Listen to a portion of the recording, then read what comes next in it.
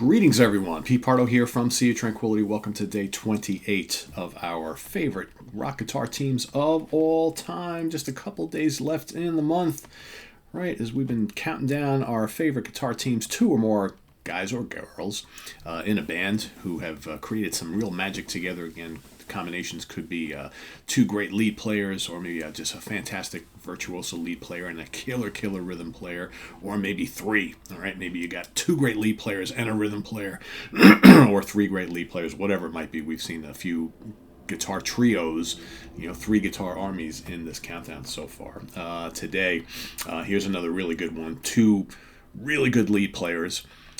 Two guys that just fit together like a glove. One, I think, gets way more attention than the other, based on, I guess, his personality and his kind of on and off relationship with the lead singer.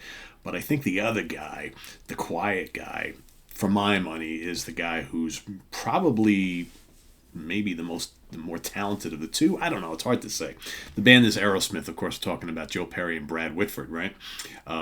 Burst on the scene in the early 70s with the self-titled album, of course, the hit single Dream On, right? You got all sorts of Mama Kin's on here, Walking the Dog, one of the great early mid-70s U.S. kind of heavy rock bands, hard rock bands, right, at a time where most of the hard rock and stuff was coming out of the U.K., right? All the British bands were the ones making all the waves, and here comes this band from Massachusetts who said, we can kind of do all that too. We can take the kind of the raunchiness of the Stones and the volume of Zeppelin, and we're going to bring something to you that's very, very American, very kind of groove-laden, raunchy, hard rock and roll. And, Aerosmith would not be denied. And at the forefront of it, you had these two guys who just, like I said, work really, really well together. This was not a band of... Aerosmith were never like, we're going to do tons and tons of solos and be real flashy. This was a band, right? So these guitar players, they played for the songs. They came up with some killer riffs. The solos were short, sweet, and tasty, and sometimes raunchy as well. Of course, you have Get Your Wings, the second album, which for my money, and let's point them out here, right? There's Mr. Perry, and there's Mr. Whitford. You can see him right there, okay? Oh boy, they look young, don't they? Same old song and dance on here. Lord of the Thighs is on here, right? Woman of the World. You got Train Kept a Rollin', which of course they don't play lead guitar on that. We talked about that earlier in the month, right? You had two other guys playing on that particular one. Go watch one of the early episodes. You can find out all about that. Mr. Dick Wagner and Mr. Steve Hunter. But another really good album. And then of course you got stuff like Toys in the Attic, right? And Rocks, arguably the two greatest albums in their catalog. So many great songs. Of course, you got Walk This Way on here, and Sweet Emotion, Back in the Saddle, Last Child, Rats in the Cellar, Sick as a Dog, Nobody's Fault, Round and Round. I mean, just these two albums are jam-packed with just amazing bluesy, heavy rock riffs and killer vocals and great grooves and, searing, nasty soloing. But again, no flashy, no big long songs, no epic jams. It's not what this band was all about. And of course, as the 70s rolled on, you get the Toxic Twins really coming to fruition, and drug use is rampant in the band. And of course, Perry and Tyler are doing all sorts of crazy things. Mr. Whitford just continually doing what he does best, right? I think just a very, very underappreciated, underrated player. Draw the Line, another really solid album. Critical Mass on here. Kings and Queens, just terrific. Of course, you got Night in the Ruts, another great album, right? Probably at the height of their cocaine abuse within the band, drug abuse within the band. But man, No Surprise, Chiquita, Remember Walking in the Sand, just absolutely terrific. You got Reeferhead Woman, Bone to Bone, Coney Island Whitefish. Boy, I love that song. What a riff. Oh my God, these guys. Great stuff. And then, of course, before they kind of go their separate ways, for a few years, Joe Perry leaves the band, Brad Whitford leaves the band, they get two other guys in, right? Then they all regroup back again. Anyway, they do the live bootleg album, which is where you can hear them in their drug fueled best.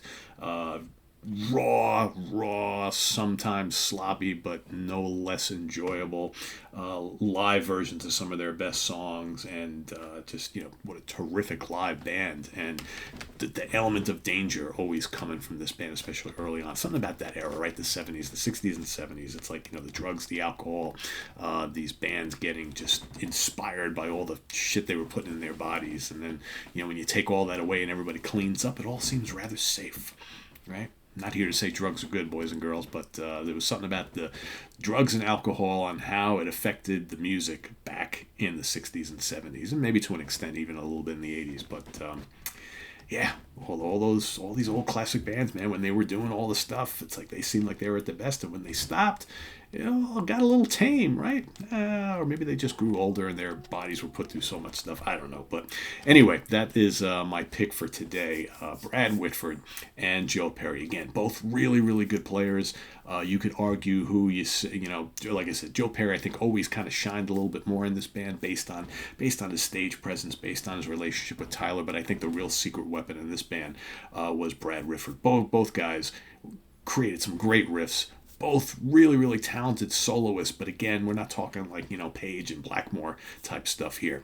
Their playing was always a little bit more reserved, a little bit more for the song, and I think that's what made Aerosmith music so really, really great for so long. And of course, I'm just talking about this is the classic era. This is my favorite era of the band. They would go on to even bigger fame in the mid-late 80s and into the 90s, doing more kind of commercial and pop-based stuff, right? Maybe less guitar-y than some of this early stuff. But I know a lot of people who, that's the Aerosmith that they grew up on. They didn't grow up on this stuff. They grew up on the later, the real big hit stuff, the pop stuff. And if you like that stuff, that's cool too. But for me, the best of Perry and Whitford are these albums, without a doubt. So let us know what you think of Joe Perry and Brad Whitford down in the comments below, as well as your pick for day 28 here. And we've just, like I said, just got a couple days left, and got a few more for you. We'll do some honorable mentions at the end, and then we'll move on to talking about the ladies. My favorite female-fronted bands of all time will be taking up all of November before we move into December, where we do our countdown of my 31 favorite albums of 2022. So lots to do each and every day throughout the rest of the year here in 2022. And visit us on the web at www.seatranquility.org. We're on Facebook, we're on YouTube, all together, all the damn time. Please subscribe if you haven't already, and click on that notification bell so you get alert of all of our content as it posts. And down below, also in the video description, we've got the link to our Ko-Fi page for channel donations, as well as the link to our merch page. We've got lots of great stuff there available, so please do go check that out. And we'll see you tomorrow morning with another of our favorite guitar teams of all time. And then stay tuned just a little bit. Martin Popoff will be back on the show for another day at the Funhouse. Till then, take care, everybody. Bye-bye.